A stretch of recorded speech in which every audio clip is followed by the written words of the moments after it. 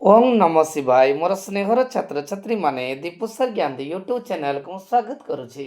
आज पिला माने मो प्लस टू सेकेंड आर्ट्स पिला मानक पई इतिहास रे गोटे सुंदर वीडियो नै आसी। पिला मन देखो आगु को फाइनल एग्जाम अछि ताहाकू आखि आगे रखी मु आज गोटे 80 मार्क रो वीडियो प्रस्तुत करिछि जाकि तुम मानक सहित आलोचना करिवि। आम परीक्षा रे जो टाइप रो क्वेश्चन पड़िबो 1 मार्किया 2 मार्किया 3 मार्किया लॉन्ग क्वेश्चन ये टोटालटा को नहीं गोटे 80 मार्क भिडियो बनी तुम सहित आलोचना करी एवं ये बछा बछा क्वेश्चन गोटे आलोचना करी जहाँकि परीक्षा रे आसवा सुनिश्चित। देखो पिला माने आमर परीक्षा रे समय 3 घंटा फुल मार्क 80 मार्क। प्रथम पार्ट रे पिला माने देखो आमर एमसीक्यू विभाग रही जहाँकि आमर 21 मार्क रे पड़िबो। पिला माने देखो केते मार्क रे पड़िबो ना 21 मार्क रो एमसीक्यू क्वेश्चन पड़िबो। देखो प्रथम क्वेश्चन आलोचना करवा महावीर केउ नदी कूल रे दिव्य गान लाभ करते रिजुपालिका ना निरंजना गंगा ना कुश। देख निरंजना अच्छी निरंजना नदी कूल किए तपस्या नहीं पिला माने ना गौतम बुद्ध ताने महावीर कौटे ना रिजुपालिका मन रखता जे महावीर रिजुपालिका नदी निकटस्थ एक शाला वृक्ष मूल तपस्या मग्न होते। द्वितीय क्वेश्चन पिला माने जे बौद्ध धर्मर पवित्र ग्रंथर ना कौन। बौद्ध धर्म ना बौद्ध धर्मर पवित्र ग्रंथ है त्रिपिटक। देख पे ये क्वेश्चन आसे जे त्रिपिटक माने 3टी पिटक सूत्र पिटक विनय पिटक अभिधर्म पिटक।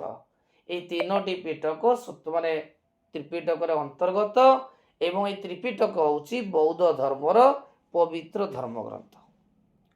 कलिंगर राजधानी कौन थिला नंबर सी क्वेश्चन कलिंगर राजधानी कौन थिला पाटलिपुत्र मगध तोसाली राजगृह। मन रखता ये जो मगधर राजगृह थिला पुराना राजधानी पाटलिपुत्र है मगध राजधानी किंतु कलिंग राजधानी थिला तोसाली जेटा आम कहे आधुनिक भुवनेश्वर।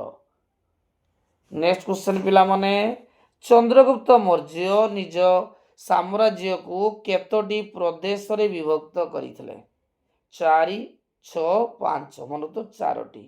देखो पिला माने तुमको ये बुझे दो देख जे चंद्रगुप्त मौर्य तांको साम्राज्य को 4टी प्रदेश रे विभक्त करथिले कौन कौन थिला प्राच्य अवंती उत्तरापथ दक्षिणपथ।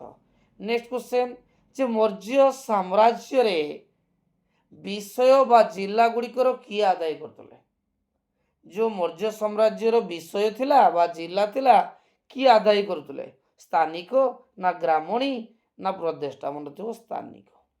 मन रखियो मौर्य साम्राज्यर विषय बा जिला गुड़िकर स्थानिक कर आदाय करते। नंबर इ एफ छुआ कही गुप्त वंशर 10 अवतार मंदिर केट थिला तिगुआ भुमरा देवगुड़ नाचनाकोटा। नाचनाकोटार पिला मन देखो पार्वती मंदिर थिला भुमरा रे शिव मंदिर थिला देवगढ़ पिला हूँ उत्तर जे गुप्त बंदर 10 अवतार मंदिर केट थिला ना देवगढ़ रे। नेक्स्ट क्वेश्चन केउ वर्ष इबन बतुता जन्म ग्रहण करथिले जे इबन बतुता अपन तो इबन बतुता छुआ किए ना इबन बतुता जड़े मोरक्को परिव्राजक जी कि आमर जो सुल्तानी शासन चलुला से तुगलक वंश राजा थे मोहम्मद बिन तुगलक तांको समय रे भारत भ्रमण रे आसीथिले केबे से जन्म ग्रहण करथिले ना 1304। नेक्स्ट क्वेश्चन मोगल साम्राज्यर परिभ्रमण जो मोगल साम्राज्यर परिभ्रमण तार रचयिता किए आलबेरुनी नुहे इबन बतुता भी नुहे ना फ्रांकोइस बोनियर। पिला मन मन रखिता जो मोगल शासन समय रे फ्रांस रो परिव्राजक बोनियर भारत भ्रमण रे आसीथिले एवं भारत भ्रमण रे आसी मोगल शासन समय गोटे बही लिखते जे मोगल साम्राज्यर परिभ्रमण किए फ्रांकोइस बोनियर। दीन पन्हा कार कृति देखो एटा मोगल जुगर स्थापत्य राशि पिला मन देखो आओ दीन पन्हा एटा मन रखता एटा हुमायूं निर्माण करथिले। दीन पन्हा कार कृति ना हुमायूं करथिले मन तो हुमायूं करथिले दीन पन्हा। सत्य पीर पूजा केउ सुल्तान को समय रे प्रसिद्ध लाभ करथिला सत्य पीर पूजा परीक्षा रे सबुल आसे जे सत्य पीर पूजा केउं सुल्तान समय प्रसिद्ध लाभ करथिला। उत्तर होची हुसैन शाह। का समय थिला ना हुसैन शाह समय। नेक्स्ट इस्लामीय जगतर किए मुख्य बोली विचार करा जाउतला। जो मन रखिथिबो इस्लाम जगतर धर्म होतले खलीफा। मुख्य किए थिले ना खलीफा। केते ख्रीष्टाब्द रे चिरस्थायी बंदोबस्त प्रचलन होइतला। पिला मन मन रखिथाओ इंग्रेज माने भारत रे विभिन्न प्रकार भू राजस्व नीति प्रणयन करथिले। जेमतिका रईतवारी व्यवस्था हमर माहौलवारी व्यवस्था तालुकदारी व्यवस्था सेहीपरि चिरस्थायी बंदोबस्त थिला। एटा किए प्रणयन करथिले ना लॉर्ड कॉर्नवालिस। देखो गोटे सर्ट क्वेश्चन मुझे तीन चार सर्ट क्वेश्चन कही दूसरी जे चिरस्थायी बंदोबस्त किए प्रचलन करथिले ना लॉर्ड कॉर्नवालिस। मन क्वेश्चन आसी केबे ना 1793 मन रखिथो। चिरस्थायी बंदोबस्त कौन छुआ नियम थिला ना इंग्रेज माने कौन करुले ना जमी गुड़ी को जमीदार को दे दूले। जमीदार माने कौन करथुले सेटा कृषक मान को दउतले एवं कृषक मान जो कर आंटुले जमीदार माने निज पाखरे किछि रखुतले तापरे इंग्रेज मान को दउतले। तेणु कृषक और इंग्रेज मान मध्य जमीदार माने मध्यस्थ रूपे कार्य करथुले। एटा कहते चिरस्थायी बंदोबस्त।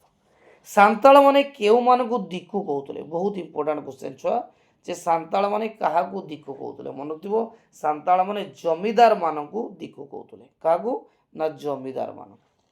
नेक्स्ट क्वेश्चन स्वराज आश्रम केउर थिला?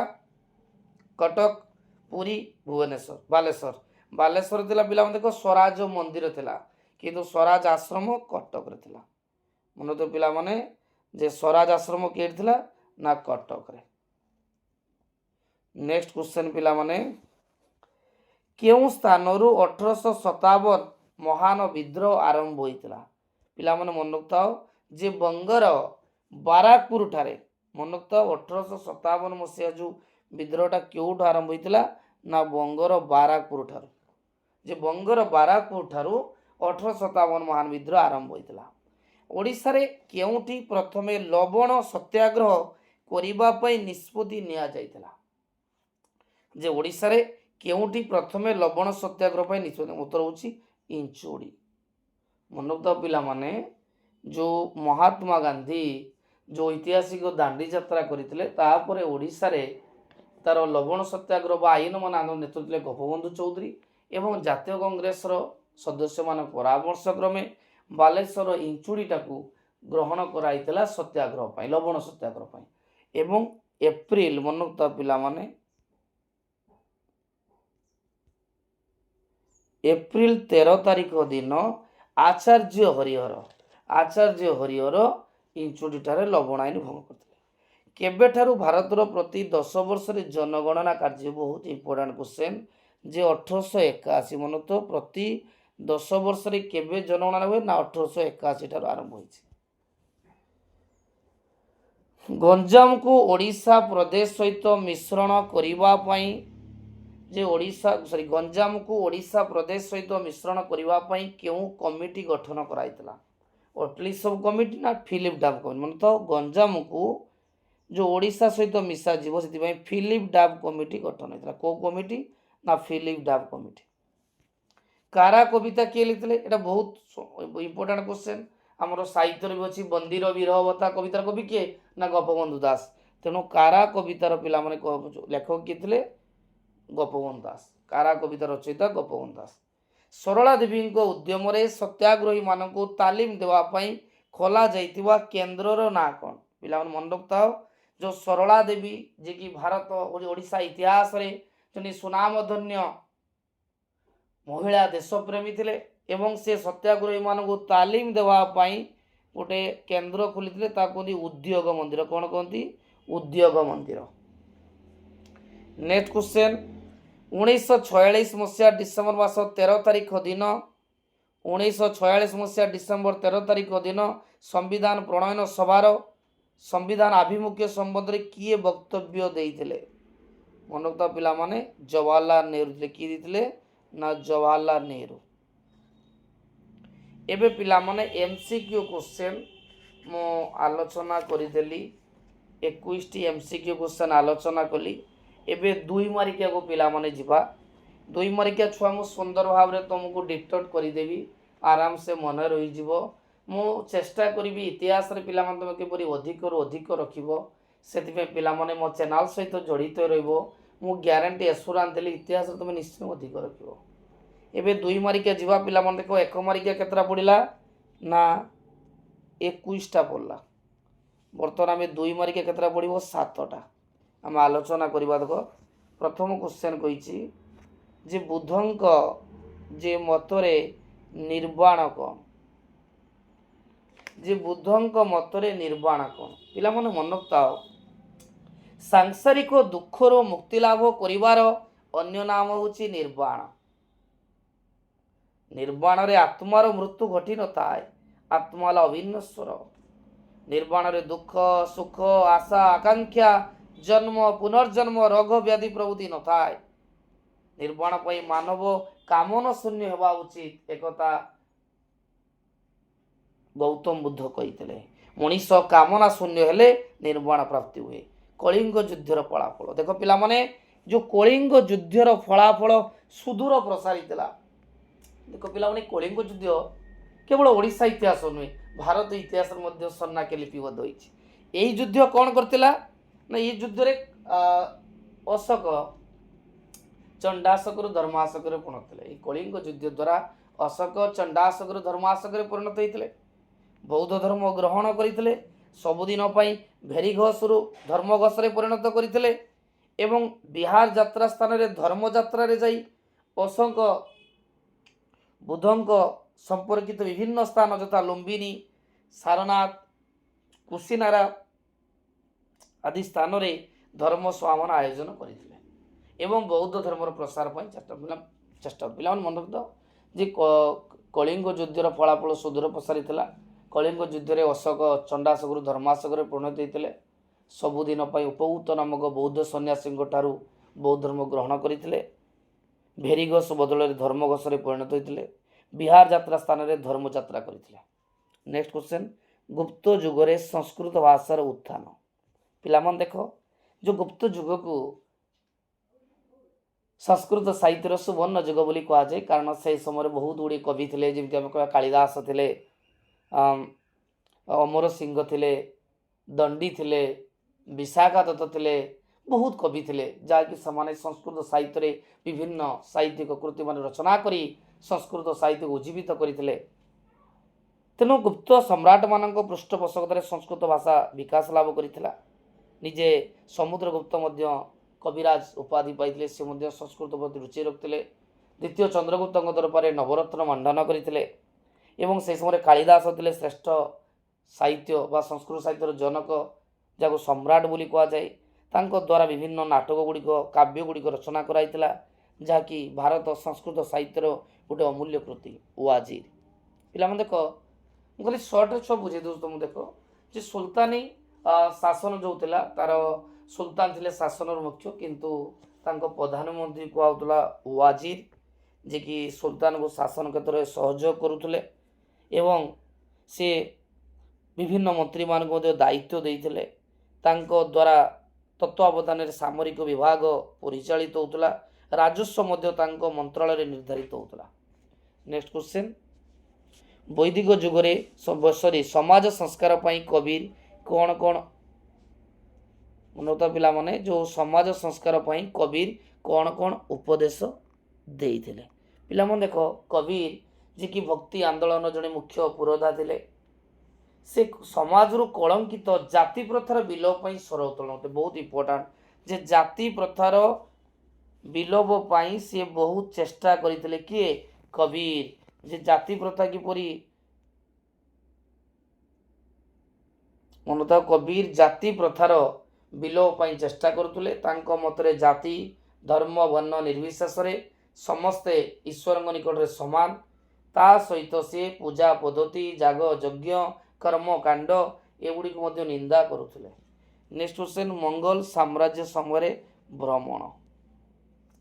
ପିଲାମାନେ ଦେଖ, ମୋଗଲ ସାମ୍ରାଜ୍ୟ ଭ୍ରମଣ କିଏ ଲେଖିଥିଲେ ନା ଫ୍ରାଙ୍କିସ୍ ବର୍ଣ୍ଣିୟ।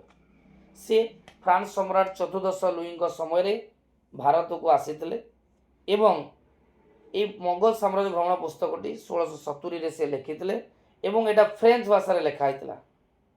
ଏବଂ ସେଇ ପୁସ୍ତକଟି ସେ ସମୟରେ ଯେଉଁ ମୋଗଲ ଶାସକମାନେ ଶାସନ କରୁଥିଲେ ତା ସମ୍ବନ୍ଧରେ ସେ ଲେଖିଥିଲେ। ନେକ୍ସଟ କ୍ୱେଶ୍ଚन ଯେ ମୟୂର ସିଂହାସନ, ଦେଖ ଛୁଆ ମୟୂର ସିଂହାସନ କିଏ ତିଆରି କରିଥିଲେ ନା ଶାହାଜାହାନ। ଯେ ମୋଗଲ ସମ୍ରାଟ ଶାହାଜାହାନଙ୍କ ଦ୍ୱାରା ଦିଲ୍ଲୀର ଲାଲକିଲ୍ଲା ଠାରେ ମୟୂର ସିଂହାସନ ନିର୍ମାଣ କରାଯାଇଥିଲା। ଏହାର ଲମ୍ବ ଥିଲା 3.5, ଓସାର 2 ଆଉ ଉଚ୍ଚତା 5 ଗଜ ଥିଲା। ଏଥିରେ 12ଟି ମରକତ ମଣିର ସ୍ତମ୍ଭ ରହିଥିଲା ଏବଂ ପ୍ରତି ସ୍ତମ୍ଭ ଉପରେ ମାଣିକ୍ୟ ଖଚିତ 2ଟି ମୟୂର ସ୍ଥାପିତ ହୋଇଥିଲା। ପରବର୍ତ୍ତୀ ସମୟରେ ମନେଥିବ 1739ରେ ନାଦିର ଶାହ, ପାରସ୍ୟ ସମ୍ରାଟ ନାଦିର ଶାହ ତାକୁ ନେଇଯାଇଥିଲେ। ନେକ୍ସଟ କ୍ୱେଶ୍ଚନ ପିଲାମାନେ ଯେ 1857 ମସିହା ବିଦ୍ରୋହକୁ କାହିଁକି ପ୍ରଥମ ସ୍ୱାଧୀନତା ସଂଗ୍ରାମ ବୋଲି ଅଭିହିତ କରାଯାଏ? ପିଲାମାନେ ଦେଖ ଯେ 1857 ମସିହା ବିଦ୍ରୋହ ସିପାହୀମାନଙ୍କ ଦ୍ୱାରା ଆରମ୍ଭ ହୋଇଥିଲେ ମଧ୍ୟ କ୍ରମଶଃ ଅଧିକାରରୁ ବଞ୍ଚିତ ବହୁ ଭାରତୀୟ ରାଜା, ଜମିଦାର, ସାଧାରଣ ପ୍ରଜା, କୃଷକ ଆଦି ଏଥିରେ ନିଜକୁ ସଂଶ୍ଳିଷ୍ଟ କରାଇଥିଲେ। ଏହି ବିଦ୍ରୋହ ବ୍ରିଟିଶ ଶାସନତନ୍ତ୍ରକୁ ଦୋହଲାଇ ଦେଇଥିବାରୁ 1857 ମସିହା ଏହି ବିଦ୍ରୋହକୁ ପ୍ରଥମ ସ୍ୱାଧୀନତା ସଂଗ୍ରାମ ବୋଲି ଅଭିହିତ କରାଯାଏ।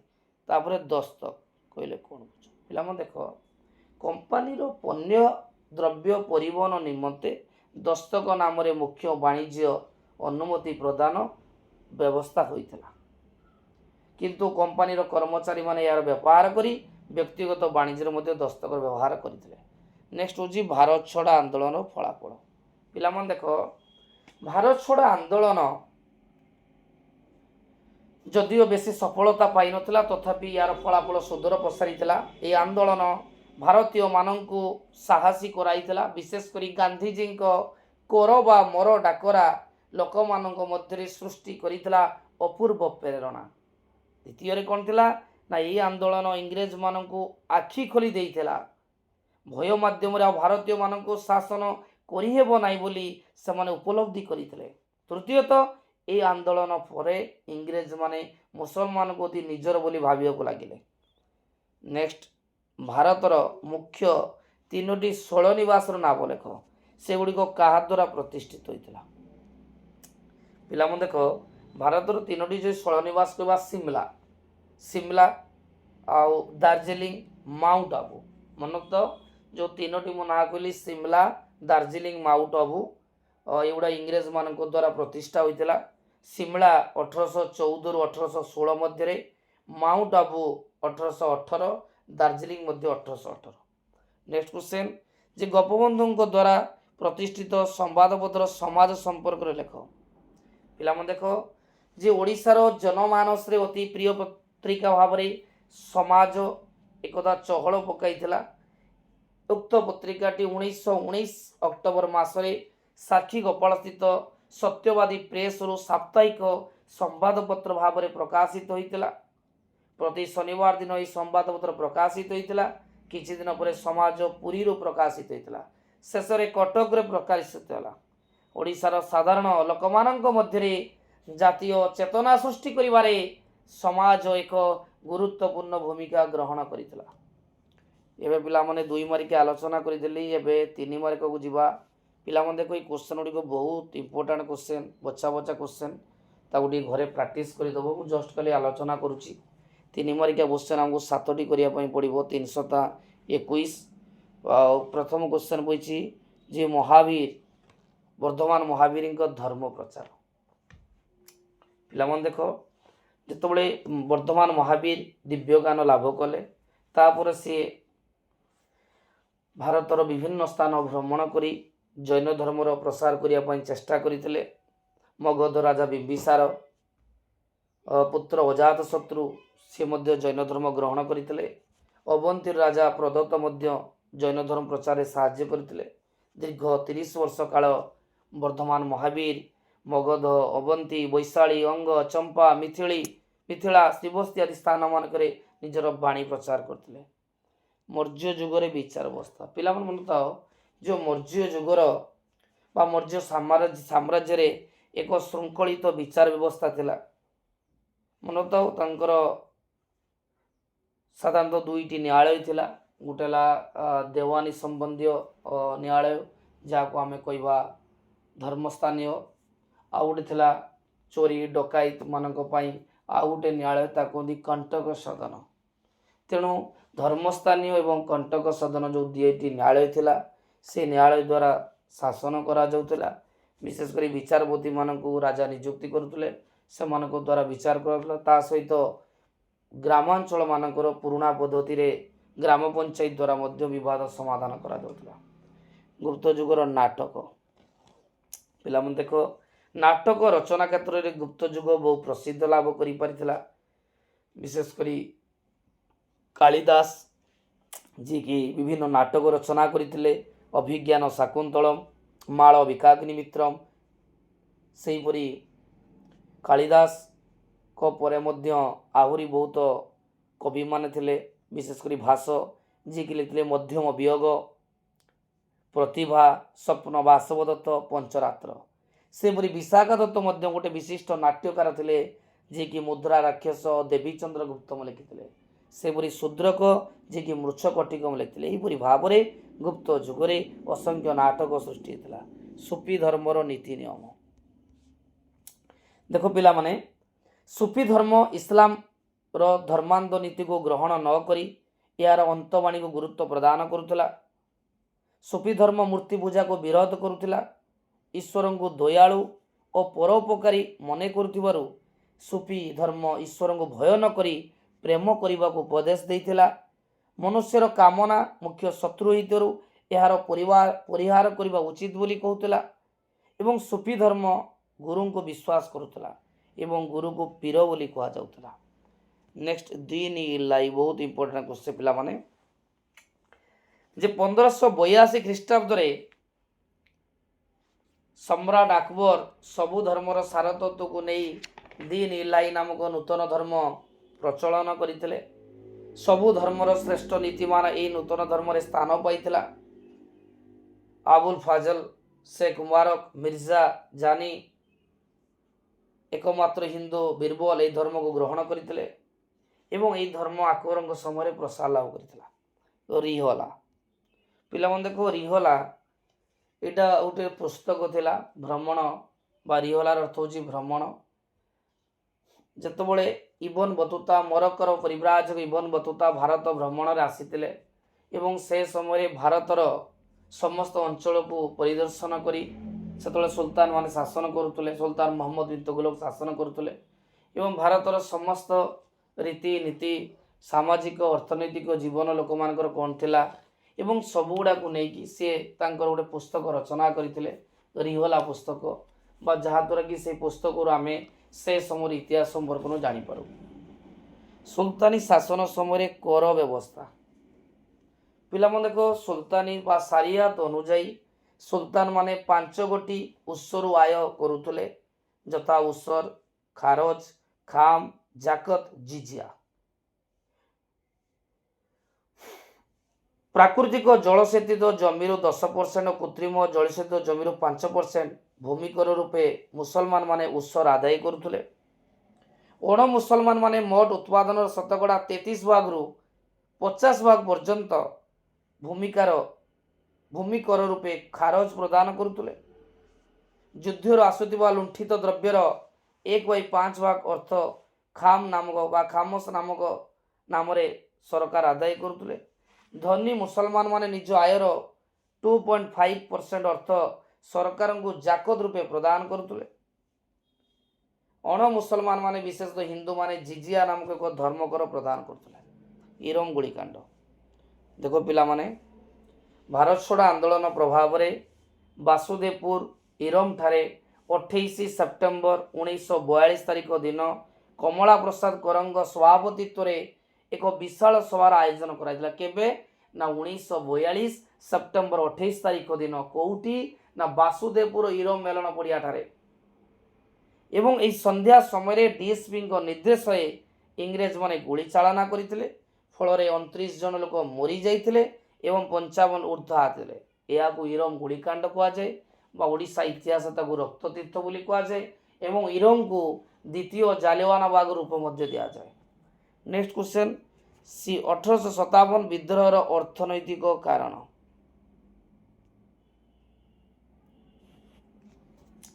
ପିଲାମାନେ ଦେଖ, ଇଂରେଜ ମାନେ ଯେଉଁ ଭାରତର ଅଧିକାର କରିବାର ମୂଳ ଉଦ୍ଦେଶ୍ୟ ଥିଲା ଯେ ଅର୍ଥନୈତିକ ଶୋଷଣ। ପଲାସି ଯୁଦ୍ଧ ଠାରୁ ଇଂରେଜମାନେ ଭାରତର ବିଭିନ୍ନ ସ୍ଥାନରେ ରାଜତନ୍ତ୍ର ବା ଭାରତର ରାଜାମାନଙ୍କୁ ଶାସନରୁ ହଟେଇ ନିଜେ ମଧ୍ୟ ଶାସନ କଲେ ଏବଂ ତାଙ୍କର ନିଜର ବା ମୁଖ୍ୟ ଲାଳସା ଥିଲା ଅର୍ଥ।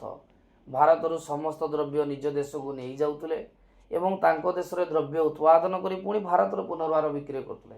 ଗୋଟେ ଏକ୍ଜାମ୍ପଲ୍ ଛୁଆ ଦେଖିବା, ଭାରତରେ ସେମାନେ କପା ତୁଳା ନେଇଯାଉଥିଲେ ଜାହାଜରେ, ଅଳ୍ପ ପଇସାରେ ନେଉଥିଲେ ଏବଂ ତାଙ୍କ ଦେଶରେ ଯେହେତୁ ଶିଳ୍ପ ବିପ୍ଳବ ହୋଇଥିଲା ସେଠି ପୁଣି ଦ୍ରବ୍ୟ ଉତ୍ପାଦନ କରି ଭାରତରେ ବିକିଲେ।